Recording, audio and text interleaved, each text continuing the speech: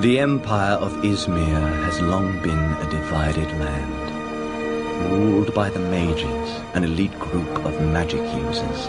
The lowly commoners, those without magic, are little more than slaves.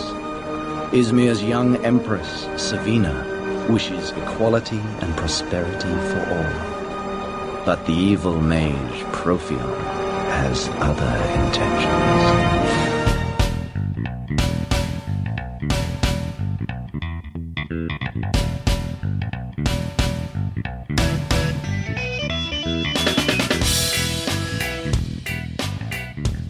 Hello, my fellow cinematic mages, and welcome to Remake This Movie Right. We are a member of the Hollywood Outsider Network. You can listen to episodes of Remake This Movie Right on Apple Podcasts. Reviews are appreciated, your podcast app of choice, or just visit the website at remakethismovie.right.com. Remake This Movie Right is a show that takes an original film that has an actual remake in the works, thank the Lord. Figure out what still clicks and what doesn't. There's a little bit of humor at it, and then we determine exactly how Hollywood should remake it. So by the end of each episode, we will have the remake ready to roll for Hollywood execs and present it to you in movie trailer form. We're here to tell Hollywood how to remake this movie right. I am your host, Aaron Peterson, and joining me today are two, not one, but two Dungeon Masters to help me get through whatever this movie was. You remember one of them from our Hellboy and Transformers episode, Mr. Rob Rowald. Hey there, how you doing? God, I'm doing more enthusiastic than you. That's what I'm doing. Oh, come on now. That's better. That's better. And new to the podcast, he's never been here before, but we're glad he finally stopped by, is Joe Pingo. Hey, hello. Thanks for having me. Do you prefer Joe or Joseph? Joe. Can we call you Joseph? Anyway? You can call me Joseph if you like. A little formal, but I'll take it. I was kind of hoping you would get offended by that. Nah. Okay, well, for this episode, we are remaking the 2000 cinematic opus Dungeons and Dragons. I'm going to try and tell you what this thing was about. I don't know if any of this happened, but this is what they said happened. The Empire of Izmir has long been a divided land. Izmir's young empress, Savina, wants equality, but the evil mage, Profion, is... Why not just Bob? Really? I mean, is there a reason why it can't just be Bob? I don't know. Anyway, the evil mage Profion is plotting to dethrone her and take control. The Empress possesses a scepter which controls Izmir's golden dragons. Wonderfully rendered, I might add. To challenge her rule, Profion must have the scepter and tricks the Council of Mages into believing Savina is unfit to hold it. To save her land from Profion, Savina must find the legendary Rod of Savril. Savril? Several. That's I've heard it both ways. A mythical rod that has the power to control red dragons, a species even mightier than the gold. Enter two thieves, Ridley and Snails, who join a dwarf named Elwood, an expert tracker in Norda, and a mage named Pretenza, and head off to find the Rod of Savril? Yes. Sure. That Okay. works for me. All right. Now, Joe, let's go to you first because you've never been here before. What was your first impression of the movie as like a dungeon master? Somebody's played the game since I assume it was a kid? Yeah, Rob and I have been playing Dungeons and Dragons together for 30 some odd years. This movie was a dumpster fire. I remember when it came out and I was really thrilled, that they made a Dungeons and Dragons movie. I was excited about it. It's something that, goes back to our childhood. Went and saw it, and when I came out of that movie, I wanted my money back desperately. Did you want to beat anybody? I did. I wanted to choke some producers, actors, scriptwriter. I was quite perturbed. That's an easy way to put it. Right. Did you roll some dice? You'd be like, you're lucky. You're lucky. Well, they critically fumbled with their dice Yes, rolls. they did. All right, Rob, what about you? Did you like it any more than Joe? No. As someone who's been playing role-playing games and Dungeons and Dragons specifically for years, when this movie came out and we went and saw it, Joe and I actually saw it together at the theater. It really made me mad. They took an entire world that is so huge and storied and they twisted it into something that they thought would work for a movie, and it just didn't. I mean, it was bad. Were you guys like, did your childhood just get stomped walking out of this theater? Oh, yeah. Pretty much. Complete disappointment. Now, I got to ask, I saw it, I think later I saw it on video, and the whole time I'm watching, I'm going, okay, this is from New Line, right? They created this thing, and they're also behind Lord of the Rings, which came out pretty quick around the same time. I'm like, couldn't they borrow some effects people, some actors, some writers, some talent from that big set piece and make this a little better? Because it's awful. Maybe borrow some budget from that other movie. Something. Well, they definitely didn't drop their budget in the CGI. I mean, that was absolutely horrible. Oh, we're going to talk about that. I can't wait to talk about that. It's really exciting. That dragon, just at the beginning. Yeah. Just like that's how you kick the movie off with Jeremy Irons. I know Rob's got some notes for that. But Jeremy Irons, and then whatever Bruce Payne is doing, who, if you remember, you might remember him from Passenger 57. Yep. He's the bad guy from Passenger. I don't think he changed anything. He's just the same guy with blue lipstick. Blue lips. It's just that whole opening scene it just sets you up for disappointment for an hour and a half. Like, what am I going to do now? Oh God, more of this. That's what I'm going to do. Suffer. That's what you're going to do. All right. Well, I'm sorry to anybody that loves this movie.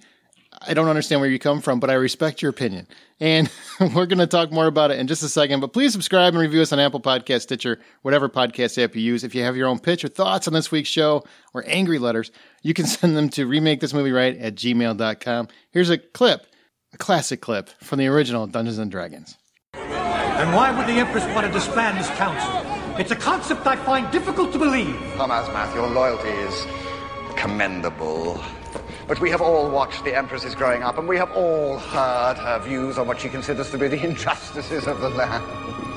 But she is just a young woman. Young people speak from the heart, not the mind. In time, with our counsel, she will come to understand why things cannot be changed. Maybe so. But is that a risk you are willing to take?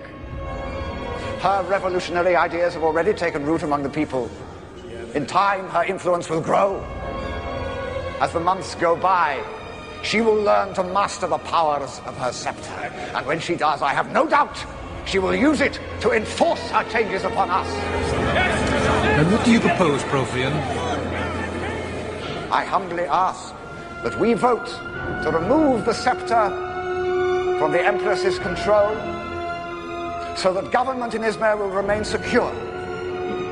Remove the scepter which lowers above our heads and destroy the threat of revolution forever. And if she does not agree? Then, her true intentions will become clear. And then we will be forced to do whatever we must to protect the strength and the unity of Izmir. What say you? Those are not easy to find, my friends. All right, director, here's some trivia before we get into what we loved and don't love about the movie. And I can't wait to hear what anyone loved. Director Courtney Solomon's first film. He acquired the rights from Tactical Studies Rules in 1990 when he was 19 years old. It took 10 years to raise the funds to make the film. And it's almost kind of sad because this guy obviously put his heart and soul into it. And it really was his passion to make this movie. And apparently only intended to produce the film originally. However, TSR head Lorraine Williams vetoed every one of his choices, one of which was Francis Ford Coppola. Wow. Yeah. And isn't that strange? It's awful. And forced Solomon to direct the film since he held the rights. That's sad. This is like the saddest story. And he's probably listening to this because it's like his big dream. He's like, thanks, guys, for just taking a dumpster fire all over my movie. I tried. Now I feel a little bad for hating on it so much. I don't. Another ending was shot with Empress Savina, where she destroys her rod and proclaims the heroes champions of the throne. According to director Courtney Solomon, this was such a bad idea, he didn't even put it on the DVD. Do you guys think that's a bad idea? Yeah. Well, I mean, it couldn't be any worse than the ending they chose, but it's probably best that it was never filmed. Rob, I'm going to go... No, it was filmed. He just didn't put it on the DVD. Yeah. I'm sorry. Yeah, it's probably best that it was never shown to anybody else outside of the editing crew. I'm going to go on record as saying that based on everything I saw, it could get worse than that. Potentially, it was possible. This is not a good movie. I'm sorry, Courtney. If you're listening, I really am. He also claims that he was forced to use an older script despite having written an updated version that fit the Dungeons & Dragons license better. It just sounds like not surprise me. He had no control over this, it sounds like. No. Well, he had the rights to the movie, but TSR still pulled all the strings. I mean. Well, yeah, I would think, though, TSR would want something that's more relatable to their products. I would have thought that they would have wanted it more Dungeon & Dragon-esque than what it was. But remember, Joe, 2000 was about the time when TSR was getting ready to hand everything over to Wizards of the Coast, so they probably didn't care that much. No, that's a good point. Yeah. That's a real good point. That's Hasbro, right? They're like a subsidy of Hasbro. Yeah, I believe they're a subsidiary of. Hey, that's the word I was looking for. That's the word. Two more. The tagline was, "This is no game." I think you could probably change it to "This is no movie." Whatever. The credits. This was actually something I really liked. The credits, they actually say, "No dragons or other animals were hurt or injured during the filming of this motion picture." I think that's kind of funny. I could take that. It would have been funnier if they would have looked better. But, I mean, to be fair, this was 17 years ago. You know, it was before smog and all that stuff. So a lot of things have evolved. A lot. Yeah, that's true. Trying to give them some benefit of the doubt. And maybe they had Siffy's budget. I don't know what happened. $45 million, though, that's still a lot of money in 2000.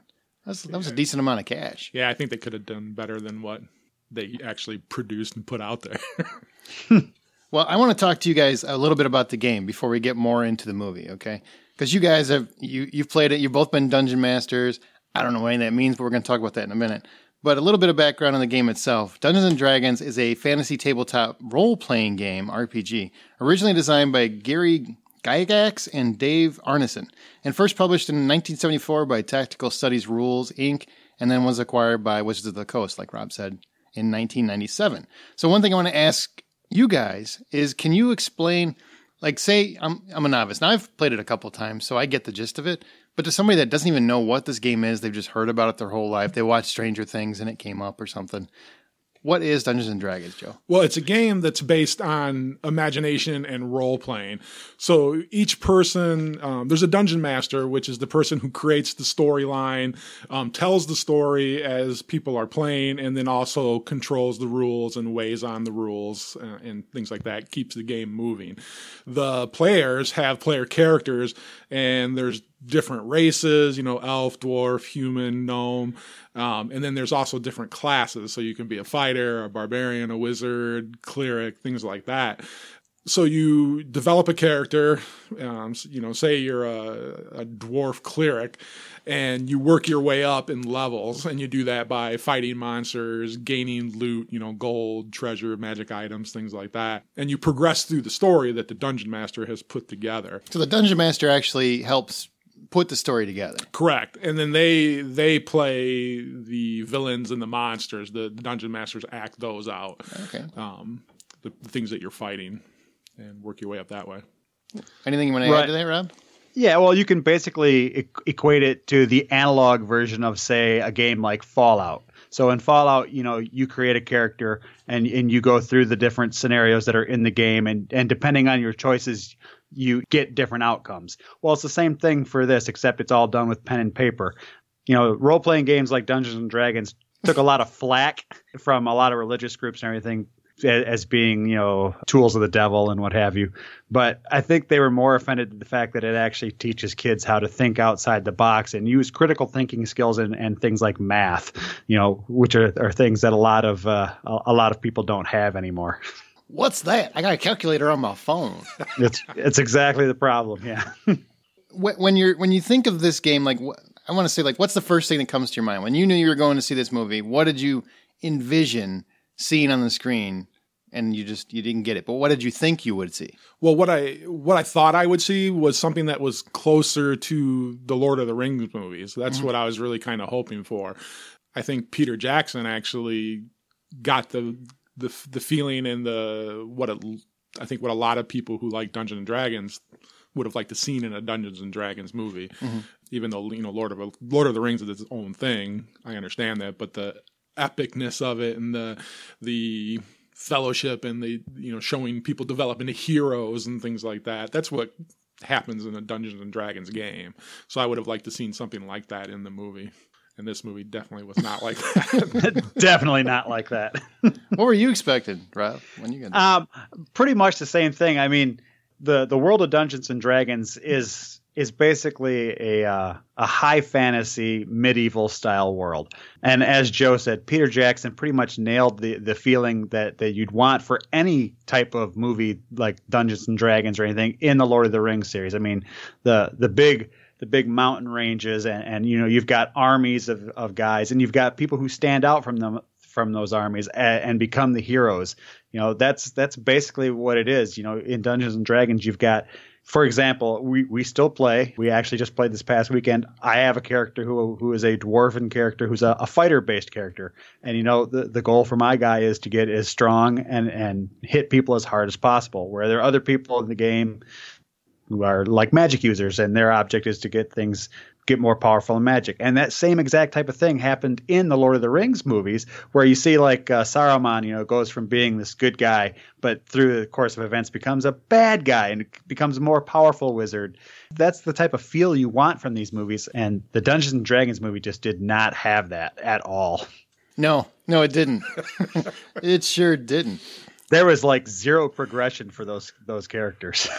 See, I went to see it because I knew, I've known Rob and Joe forever, and I knew that they played this stuff. So I knew kind of what to expect. And I knew Lord of the Rings. I read that, in high school. I think it was required reading in high school. So I knew what the world should have been. And it wasn't that. And Marlon Wayans made it worse. I mean, to be honest. I mean, it was such a poor, stereotypical kind of character that just bad.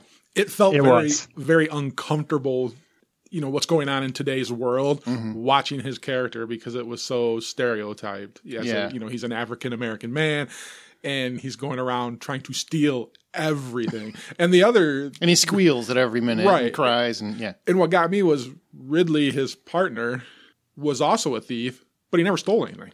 It was always the African American guy that stole everything. Yeah, he was making snails do everything. Right. And then on top of it, his name's Snails, so he's named after a slimy little creature. This is a racist character. Right. I mean, how horrible is that? No, it really was. It was a very racist stereotype that they had him playing. It's that bad. I mean, I was actually offended watching the movie. I'm like, I don't think I should be offended watching a Dungeons and Dragons movie. I really don't. But I was. I'm like, Marlon Wayans, and I never in a million years thought I would say this out loud. He's better than this. He really is. Oh, yeah, I totally agree. You watch Requiem for a Dream, and I'm just like, why would you do this? Why? Which as a point of trivia, he was actually filming at the same exact time as this movie. Obviously, he had no salary for that one, and he's just like, man, I got to get some rent. So yeah. He must have put all his effort into the other movie. He did. As another piece of trivia, that while he was shooting both these movies, they actually did all of his scenes for the Dungeons and Dragons movies. Took less than 2 weeks for them to shoot. For Marlon Wayans? Yeah. Oh, wow. So, because he was doing Requiem for a Dream at the same time.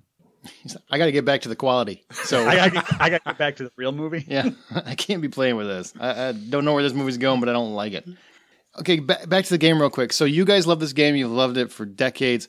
Why? I mean, you described what it is and kind of what it's about. Why do you love the game so much, and why is it so important to you that the movie represents that, I guess? For me, we started playing when we were probably 10 or 11. Our uncle got us into it, and it was an escape from our lives. I mean, we came from some little more difficult background, alcoholic family members, we were latchkey kids, things like that.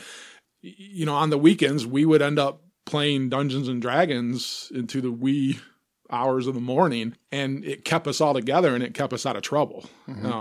There's a small group of us who've all been playing this game for that 30 plus years, created a bond between us all, and none of us ever really got in any kind of major trouble. We still play together, same guys still getting together playing it. So for us, it's a social event. It's a way that we spend time together, and it's enjoyable. And it would have been nice to be able to look back at this movie and be like, yes, it fits right in. It was the cap, right? But no, that didn't happen. that was a lot of heart, and that was more heart than this movie had. Yeah, absolutely. What about you, Rowald? Same thing, or? For people who don't know, Joe and I are cousins. We grew up together. We both had rough childhoods. And for me, this was really an escape. I mean, it gave me a small amount of time each weekend where I could not be me. I could be someone who was fantastic, someone who was a lot more than I thought I could be at the time because of the circumstances I was in. And also, I was very precocious as a kid. I mean, I was well above everyone else in most of my grade level in terms of what I was doing, what I was reading, and mathematics and science and things like that. And this gave me a perfect outlet to use that extra brain power that I didn't utilize in school to put into some other thing, because you have to do a lot of critical thinking in this game, and there's a lot of math involved, and there's percentages, and you have to figure out your odds and what's the best way to do things. You got to think outside the box. It's really good for that. And I think it really helped me develop into the person that I actually am today. Did you hear that humble brag sliding through there? That was beautiful. No, that was no humble brag. That was an out and out brag. I respect the honesty. Speaking of honesty, let's talk about the original and be honest. Is there anything about it you did like? I mean, that you liked or loved, or that they did get right that worked for you? I had to think about this, like coming up with what's notable about this movie, which was very difficult. But there's a couple things that I did find that I did appreciate. Right off the bat, it had a tavern in it. Almost every Dungeons and Dragon game we ever played in starts in a tavern. It also had a dungeon and it had a dragon. That was all good, but it made some dungeon and then a dragon. We're good. Hey, I'm stretching here for notable, because it really wasn't a really much of a dungeon, right? But then it did make some attempts to attach itself to the TSR Dungeons and Dragons. There was a line where the wizard woman girl mentions feeble mind, a spell. That's a spell in the game. There's that imp familiar who's constantly flying around, that little kind of devil looking creature. Imps were big wizard familiars in the game. There was a beholder, and then you had the elf, the dwarf, and the orcs. Those two that were in the bar. So I mean, it was, I think, trying to do the best it can with trying to pull little parts of the actual Dungeons and Dragons game in. Other than those, and those aren't very notable. But I'm still pretty proud of it had a dungeon and it had a dragon, so it counts. Yeah, that's about as close as it got. All right, what about you, Rob? Is there anything you loved about this movie or liked about this movie? When it ended?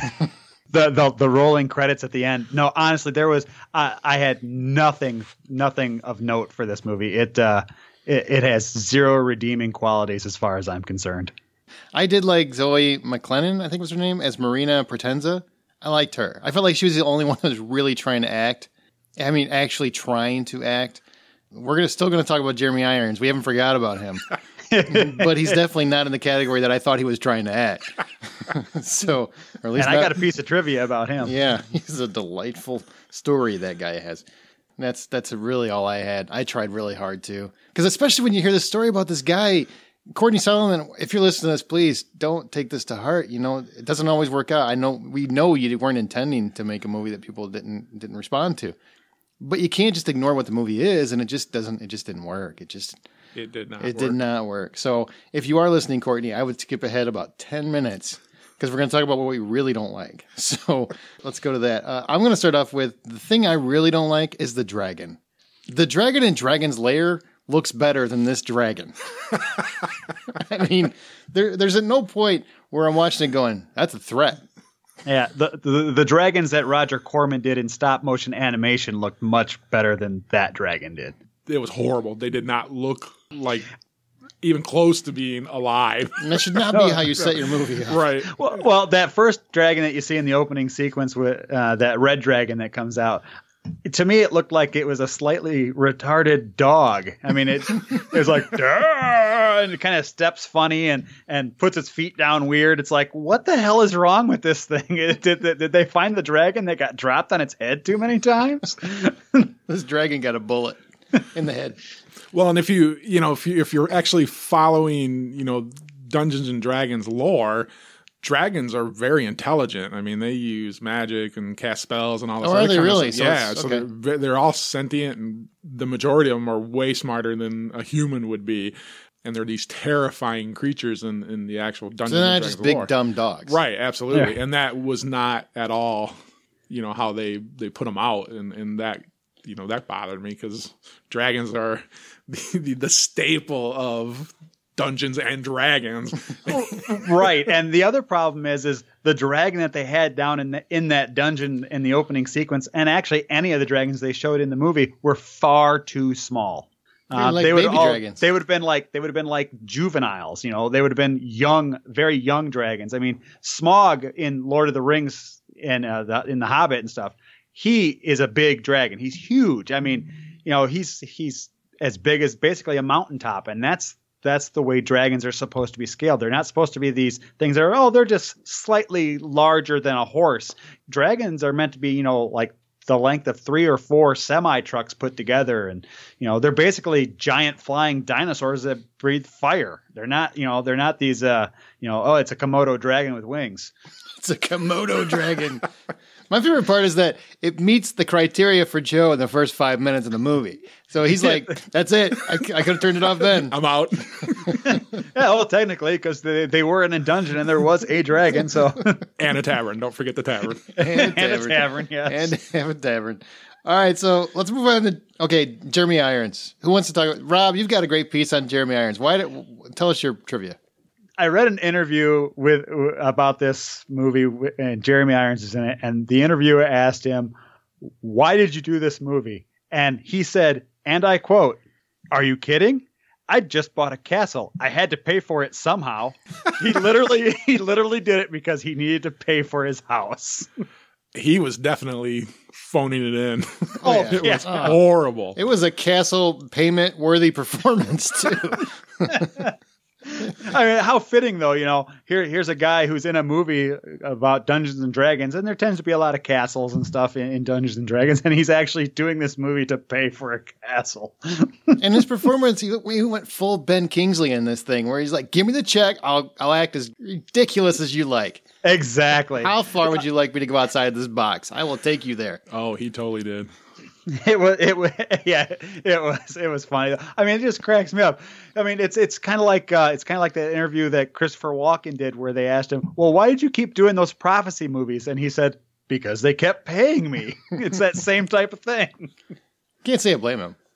If I had a castle to pay for, you know. Yeah. I would at least try to put a little more effort into my performance, though. It definitely was not Shakespearean in any ways. No. Shakespeare in the Park, maybe. I'm just sitting here going, aren't you Oscar nominee or winner, one of those, Jeremy Irons? Because, Yeah, what happened to him?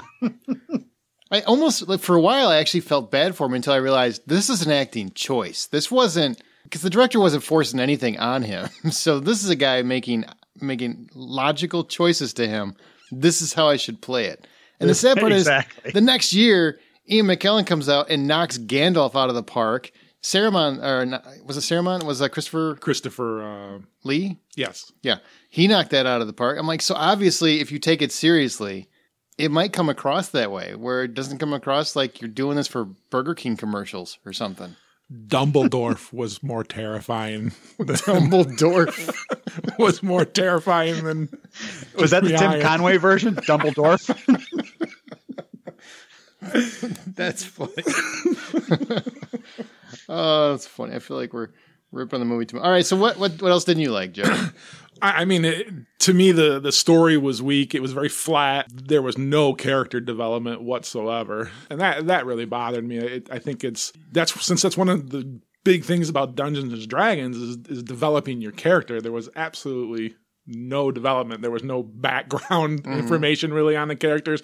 I would have been happy if they would have did something like how they did it in the Suicide Squad, just like a little clip of each character, like what their background was, but there was nothing like that. Just give you the trading card crown. We're like, here's all the great statistics for the character. Right. At least give me something. Horrible special effects that and just overall it was a poor job representing Dungeons and Dragons. Were you offended as a player? Yeah, absolutely. You're more offended than the African American community over Marlon Wayans' performance. You're like, This is a worse offense than his performance here. I almost turned in my dice. All right, what about you, Rob? What did you really not like? The thing that really bothered me the most about this was the whole the whole point that the story predicated on, that there were only two classes of people. There were people that used magic and there were people that didn't use magic. And the people that used magic were all the aristocrats and all the wealthy people and the powerful people. And everyone else was just a commoner. And that is not how the actual game is at all. It doesn't matter what your background is as far as whether you're from the slums or from inside the depths of a castle. Your class is what makes you, relevant in the game, not whether or not you're a magic user or not a magic user.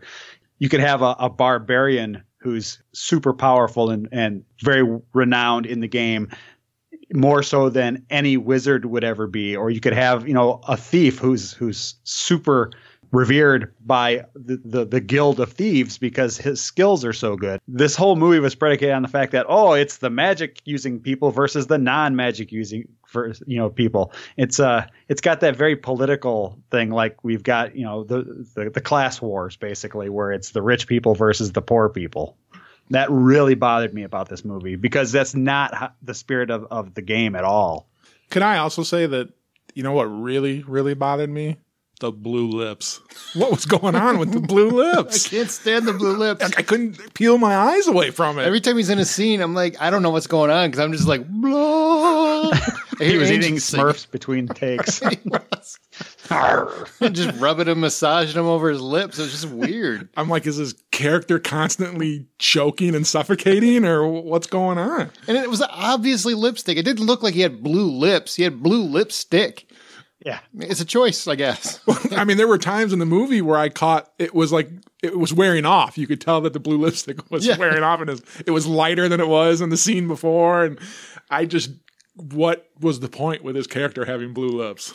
It was not good at all. No, black lips to represent evil, maybe, but blue lips? Didn't like it. He's cold. I'm very cold. And I'm acting very stoic all the time with my blue lips. I'm very angry. And now I'm very happy. And now I'm very sad. And it's the same face. That's what I got from his performance. And you can't forget the flowers that come out of his ears.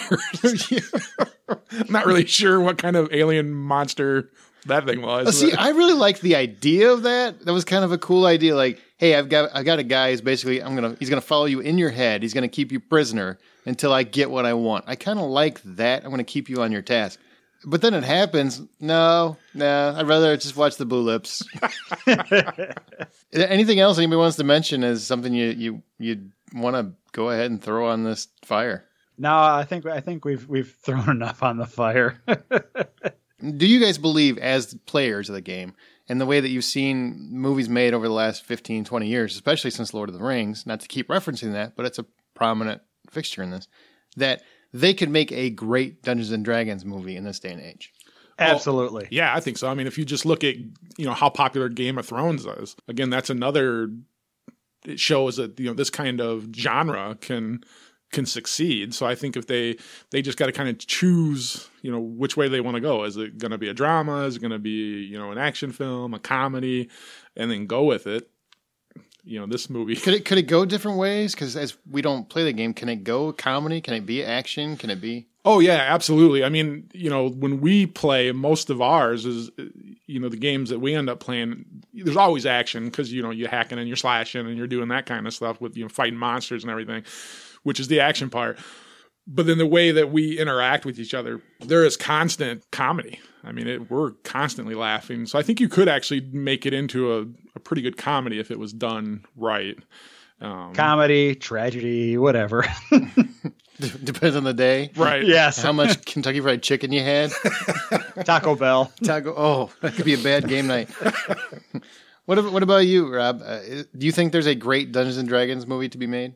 I do. I mean, the amount of source material that there is out there, not just from Wizards of the Coast for Dungeons and Dragons specifically, but there's a whole subset of third party publishers that have made material to feed into the same game system. So I mean, you've got just this wealth of material out there that you could put together a fantastic set of movies Netflix series, whatever you want to do. I mean, it could be done. I mean, there's just so much potential for it. And obviously, as Joe said, shows like Game of Thrones have proven that it can be successful. I mean, that's basically a Dungeons and Dragons show. It's got dragons in it, and it's got big castles, and there's people fighting wars. There's a dungeon.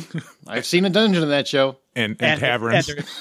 And taverns. And taverns, yeah. There's lots of taverns, and they've got basically they've got magic users, because you've got what's her name, Melisandre or whatever, who's basically a witch. I mean, so it's got all the tenets that would be required for a Dungeons and Dragons type movie.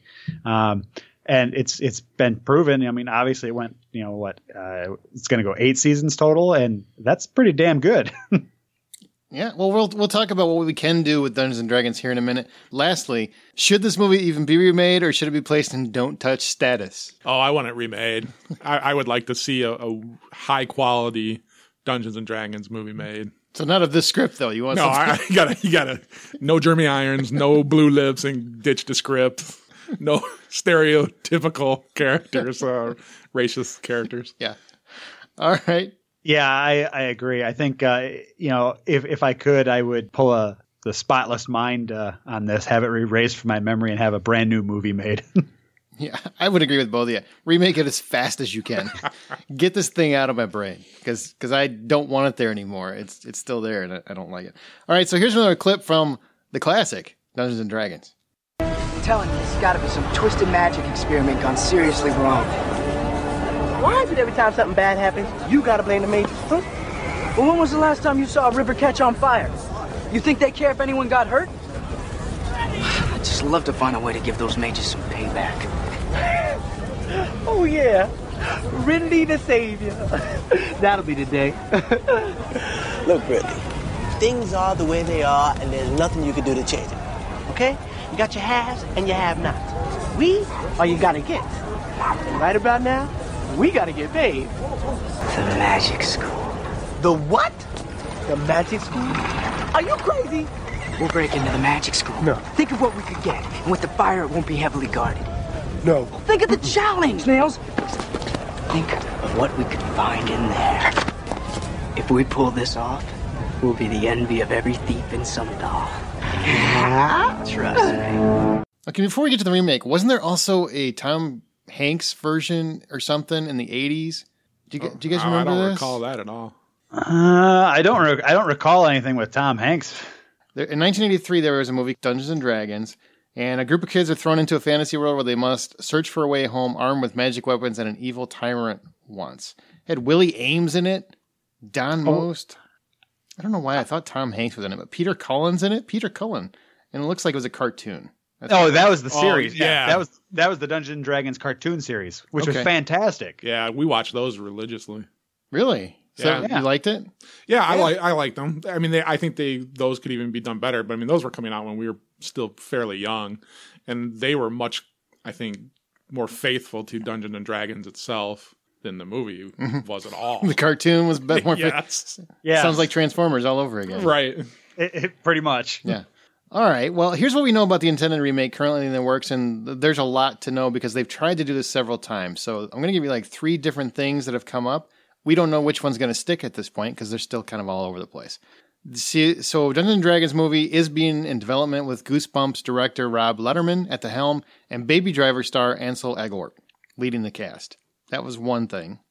Then David Leslie Johnson, who wrote The Conjuring 2, has actually written a screenplay set in the fantasy world of Forgotten Realms. Hasbro's Brian Goldner and Stephen Davis, Sweet Peas Entertainment, Courtney Solomon, because he's still involved, and Alan Zeman and Roy Lee are producing the high priority project, which means they're probably going to listen to this. Sorry again, Courtney.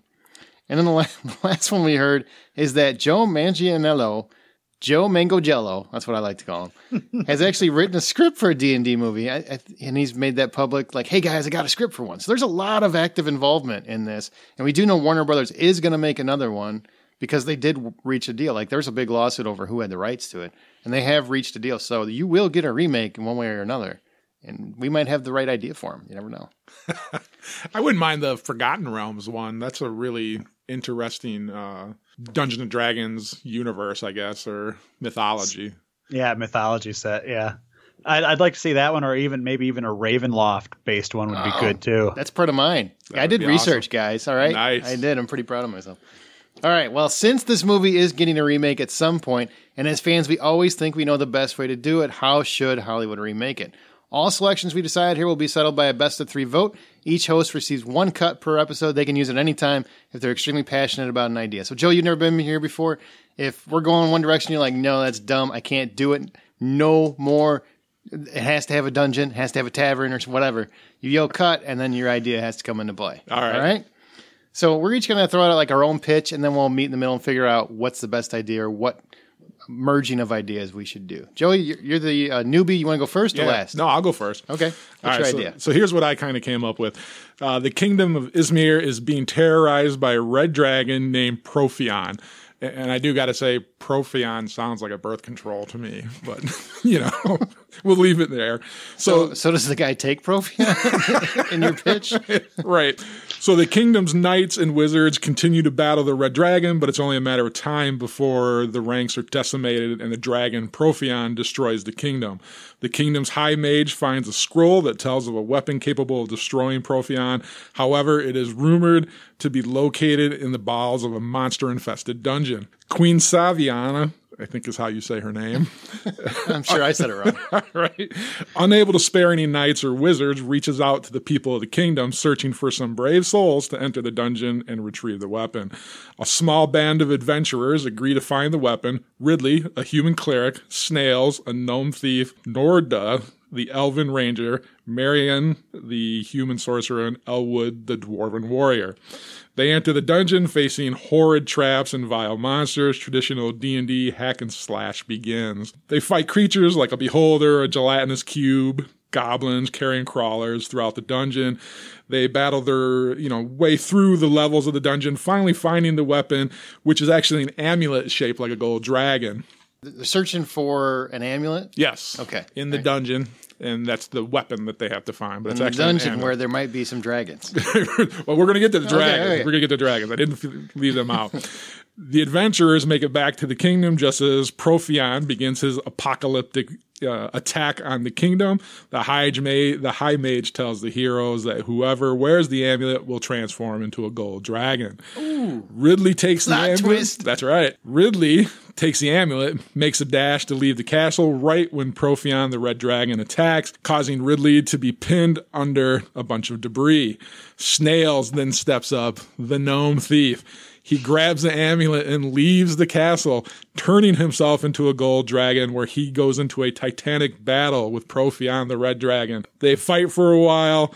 Profion ends up dying. Snails crashes to the ground and reverts into his gnome self. Severely injured, but he has become the hero of the story. And basically it ends with the adventurers, going back to a tavern and discussing their next adventure. Tavern. Do they burn it down? Because that always happens in our games. I thought about that, and I really wanted them to burn a tavern down in the beginning and then burn one down in the end, because that's pretty much how all ours go. Why do you guys hate drinking? Oh, it's not the drinking. It's typically just how we do things. We establish that we've come into a town by burning down their bar, and we establish that we've finished doing everything that we were supposed to do by burning down another bar. I really like how Joe presented that like he was the dungeon master. Like, guys, here's how this game's going to go.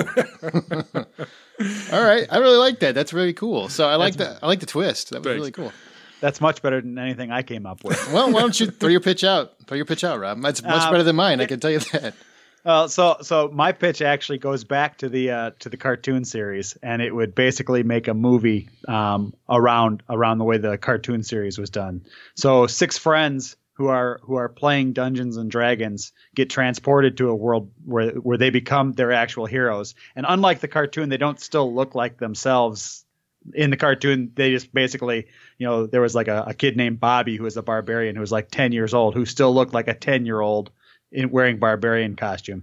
In my version, they get transported into this world and they look like the characters that they play in the game. So you've got a barbarian who's this, huge hulking mass of a guy. You've got a thief.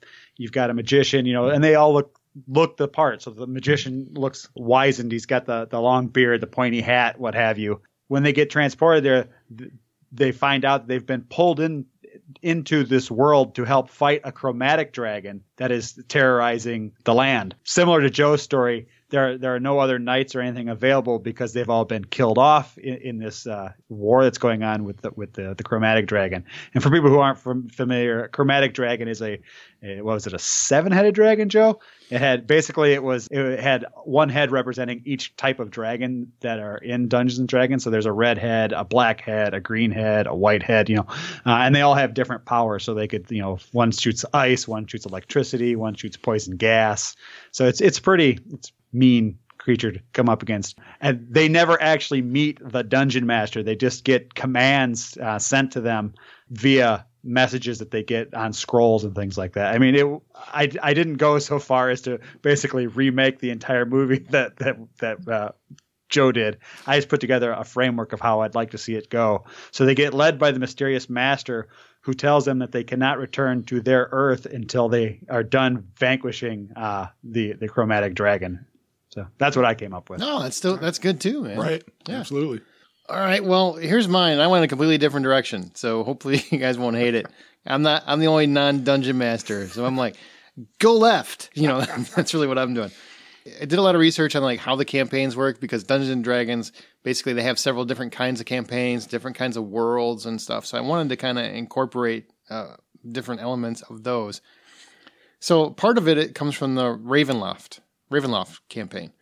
So essentially, it's a pocket dimension called the Demiplane of Dread, which consists of several domains brought together by a mysterious force known as the Dark Powers. Please tell me if I get any of this wrong. No, you're right on. I do not want emails from Dungeons and Dragons fans. And that's kind of a magical, justice-weaving, all-encompassing force of sorts, where a lot of bad things will befall you, but it's actually in the pursuit of justice magically to a degree, right? Is that what Dark Powers are? Okay. Yep.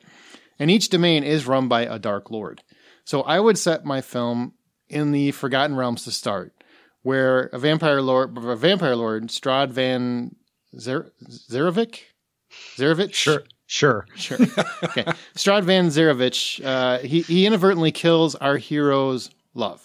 And then Von Zarevich would retreat back to his domain in Ravenloft. And our hero, a thief by trade, would then gather a group involving a dwarf, a mage, and an elf to go after him and bring him to justice. The Dark Powers would assist along the way in the way that they would. And there would be, I would have them overcome like certain obstacles, both in the Forgotten Realms to reach Ravenloft, and then also when they finally arrived. And then before ultimately facing off against Von Zarevich, which is really hard to say, by the way. I guess he's very prominent.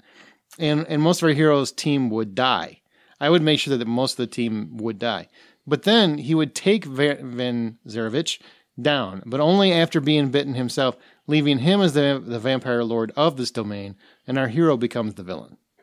See, I like that, because the Ravenloft campaign is kind of your gothic horror campaign as well. I mean, it's your classic vampires, werewolves, ghosts, and stuff like that. But I think if you went with the Ravenloft campaign, and using it as a Dungeons and Dragons movie, you could kind of do a Dungeons and Dragons horror movie. And I think we could take your movie and throw in a dungeon and saw it up, put some of that saw stuff in there. They're all trapped. Maybe let's not forget to put in at least a dragon. Yeah. Dragon trap. That's right. If you choose, do you want to be eaten by the dragon or live? Maybe it could be a spinoff down the road. Yeah, absolutely. All right, so which direction do you guys want to go? You know what? You're the Dungeon Masters. I'm going to let you two duke it out real quick with which way you like the best as a main direction, and then we'll go from there. What do you say, Rob?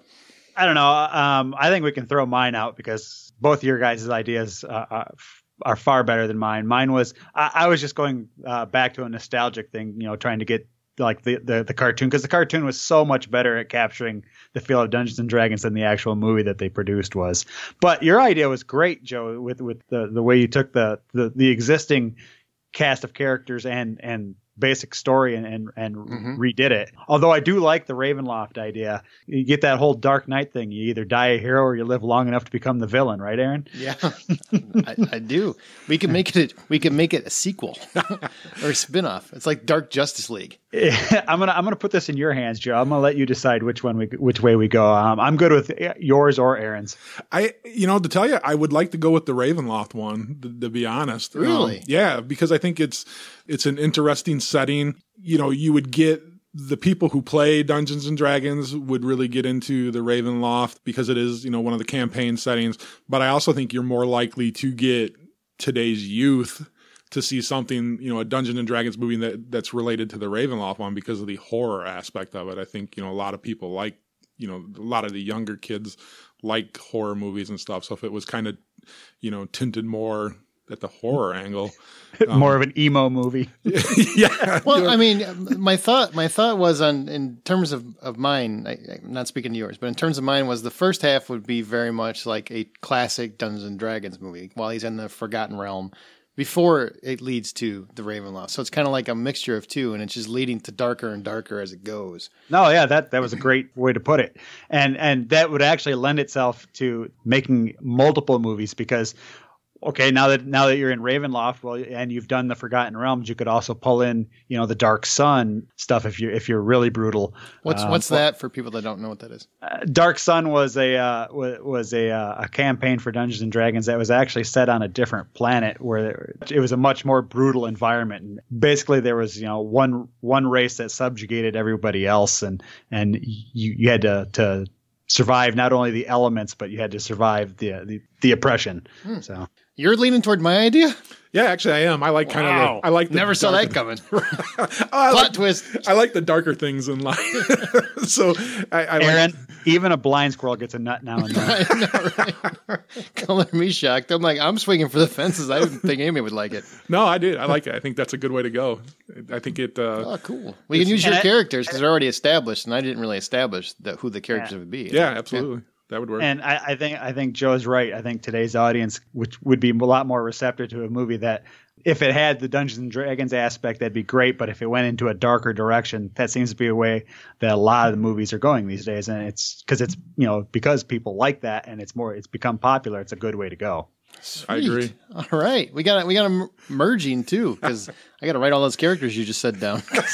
I like how you worked them all in for the movie. There's got to be a dragon and a dungeon and a tavern in here somewhere though. So we can work all those in. I mean, yeah. And the Forgotten Realms, then you get the dragon and a dungeon, and obviously a tavern to start it off. Right. There's always a tavern. There's always a tavern. Well, maybe his love gets killed in the tavern by the vampire. Perfect. Or maybe he's in the tavern when his love gets killed. That's what I just said. No. She's not there. It's just him. That's why she died, because he was busy boozing it up. That's right. He was too busy having a good time with his friends instead of protecting her. What a dumb man.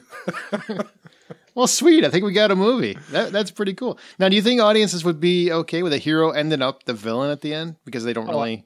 Absolutely. Some of my favorite movies are the ones where the villain actually wins, because a majority of movies that are made, the good guy wins. Well, sometimes you don't want the good guy to win. Sometimes you want the bad guy to win. And in this case, the good guy loses and becomes the bad guy. So it's a win-win. Well, he wins and loses at the same time, because he does defeat him.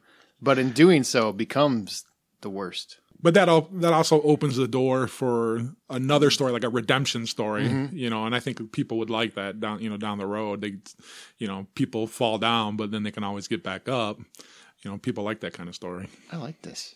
God, now you're selling me on my own movie. I was a little hesitant on. All right, well, who should direct it? Now, you guys got your pick. Who's your dream director for a Dungeons & Dragons movie? Well, for me, I was thinking Guillermo del Toro. Hey, so was I. I just think he really understands high fantasy. He was originally going to do The Hobbit, but then Peter Jackson just couldn't keep his little fingers out of it, so they had to little Hobbit fingers. Little Hobbit fingers.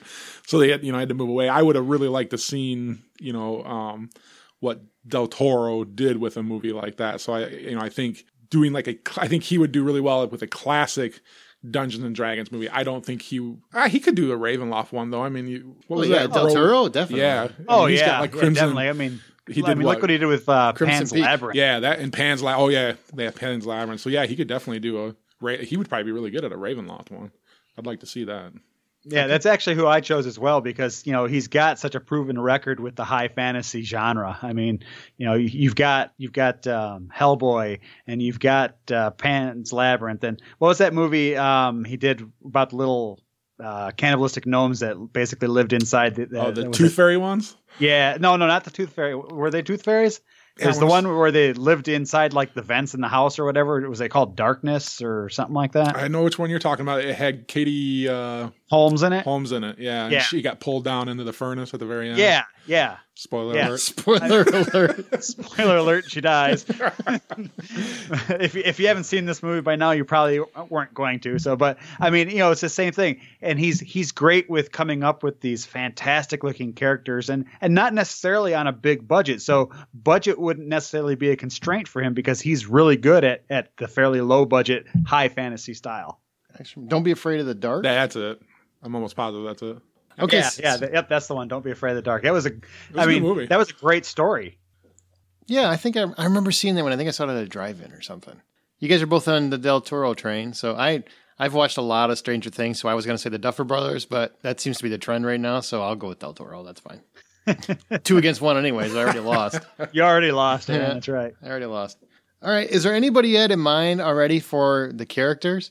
No, I want. I'd actually like to have a bunch of unknowns, just so there's no big name attached to it, and there's no big expectation. I mean, because a lot of times you get big names attached to things, and if it doesn't work out, well, then it's their fault. Well, cast a bunch of unknowns. I mean, and give somebody a chance to shine and become somebody who becomes known.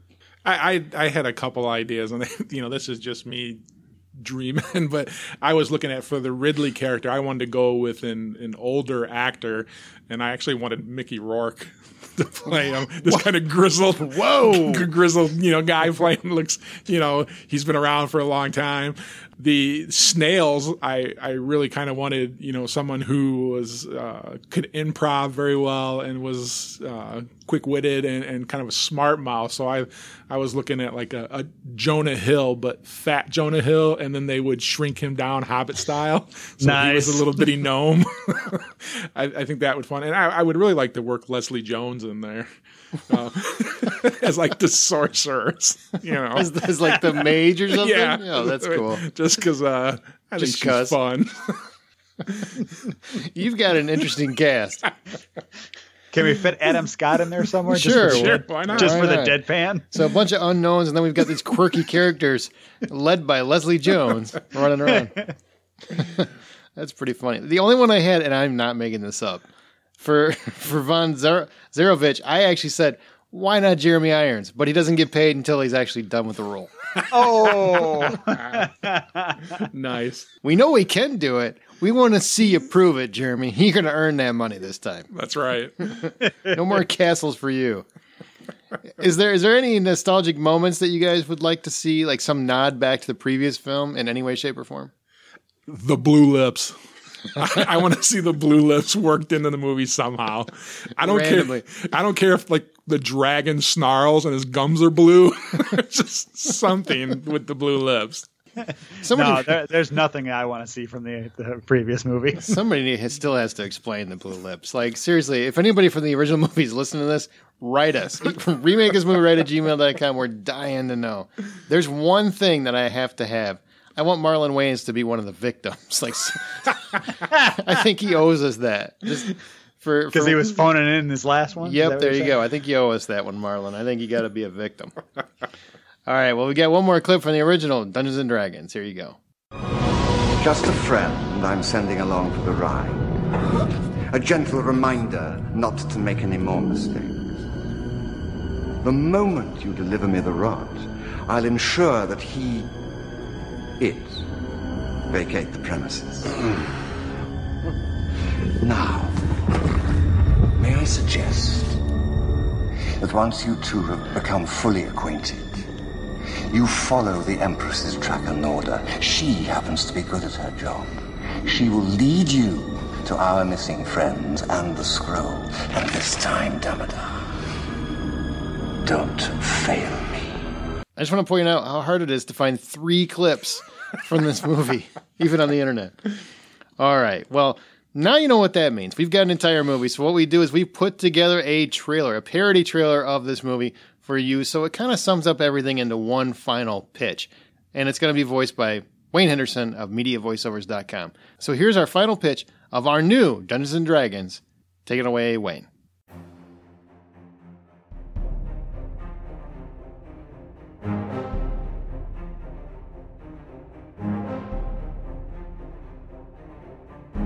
Somewhere within these lost lands, known as the Forgotten Realms, a woman has been murdered.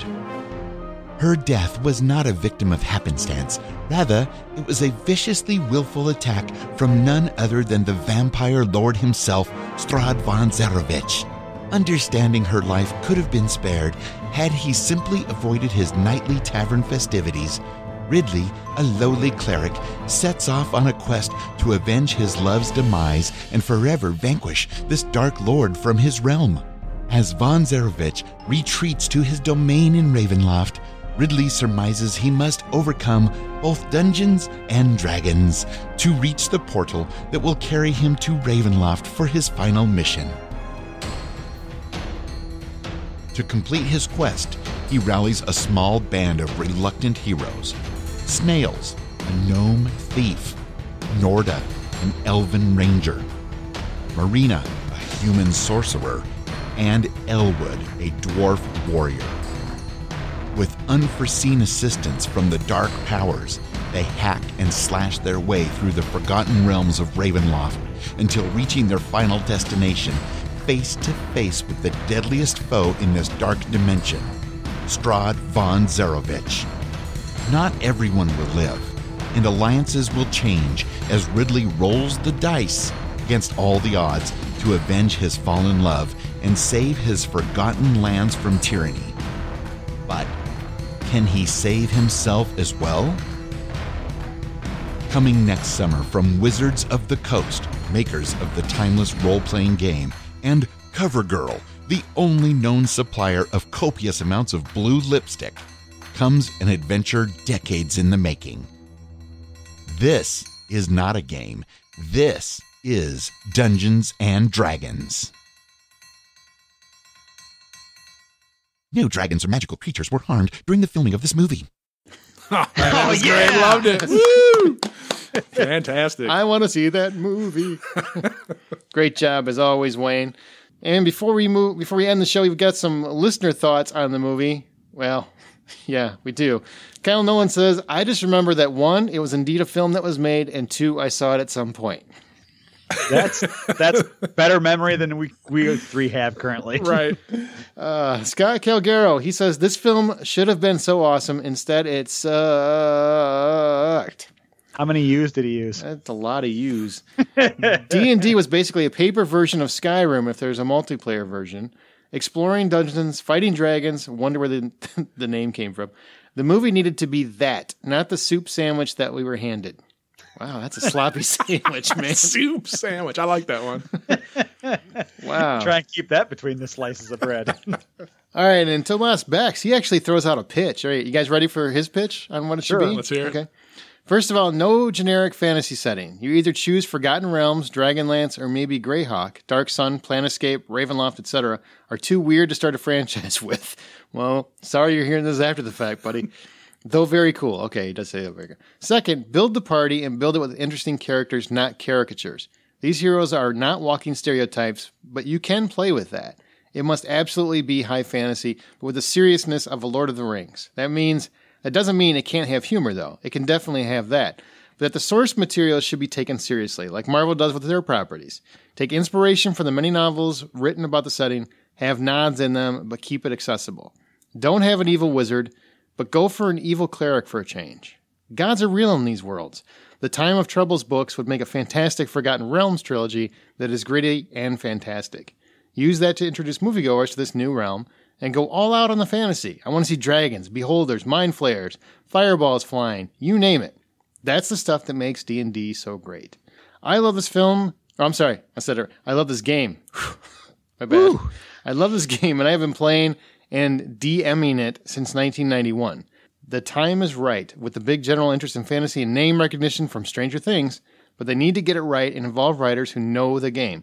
There's so much goodness here, so many great stories. The opportunities are endless, just like your imagination. He's got it. That's exactly right. He's not wrong, yeah. Yep. He nailed it. And by the way, if anybody's listening, once again, all we want is a story by credit. We don't even need any money. Go ahead and use our ideas. Just story by, and we're good to go. Just remember, tavern, dungeon, dragon. Dave McGraw, he says, watch the sequels. They make this one much more palatable. Watch the sequels. What sequels? No, they do not. The sequels were just as bad as the original. Yeah, they made a couple extra Dungeons and Dragon movies afterwards. One of them was what? Were they like straight to DVDs or? No, one of them was. Yeah, I think they were like one of them. I think was a sci-fi movie or something like that. And wow, I didn't know anything about this. Yeah, Dungeons and Dragons, something or other, the King or something like that. I don't remember what the last one was.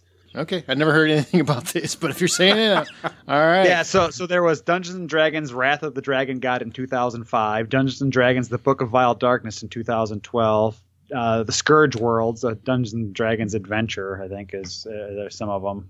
Wow. So not the Jason Statham movie. That's Dungeon Siege, right? Dungeon Siege. different movie.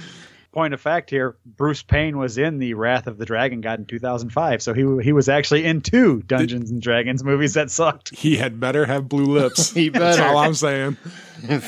Google that picture. I want to see some blue lips. All right, Robert Villarreal says, this flick made me sleep so good. Man. And Dave McGraw, he came back. He had one more thing to say outside of the sequel thing. And what kind of weird, perverse, secret sex tape were they holding over Jeremy Irons' head to make him agree to star in this poor movie? I'm almost feeling bad for it. Well, Courtney Solomon, we know your heart was in the right place. I'm sorry it didn't work out. Maybe the next time, if you take this idea, I think it's money in the bank. Agreed. Money in the bank.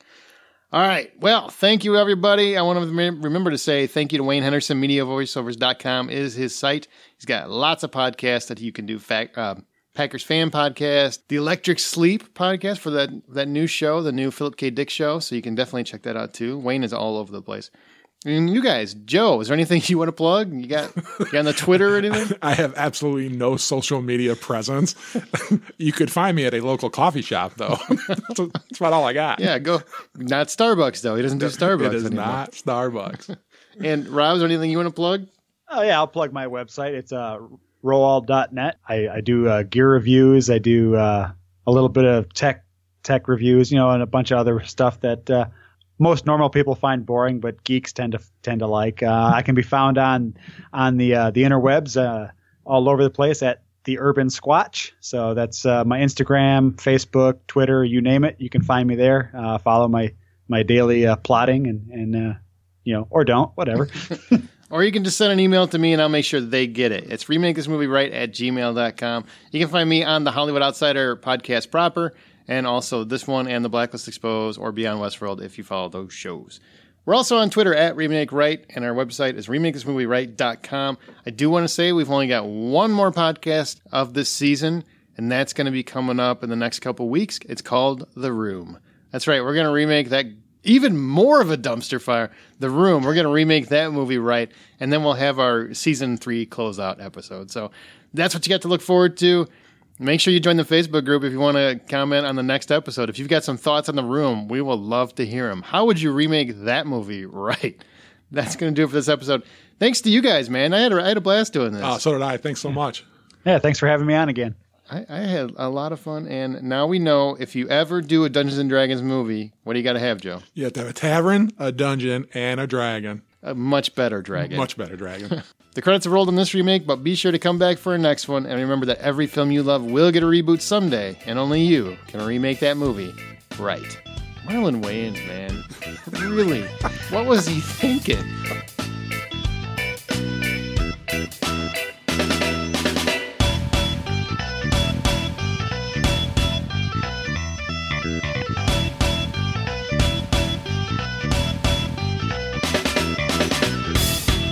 Even Keenan had to call him and be like, what were you thinking? You're not my brother anymore. You're adopted. Hey, here's another little piece of trivia. If you actually get the DVD of that movie, there is if you put it into your computer, it comes up as a DVD-ROM, and there is a game that they created. it's a whole game system they created based on Dungeons and Dragons. It's a printable PDF set you can do off of that. You're kidding me. Wow. Nope.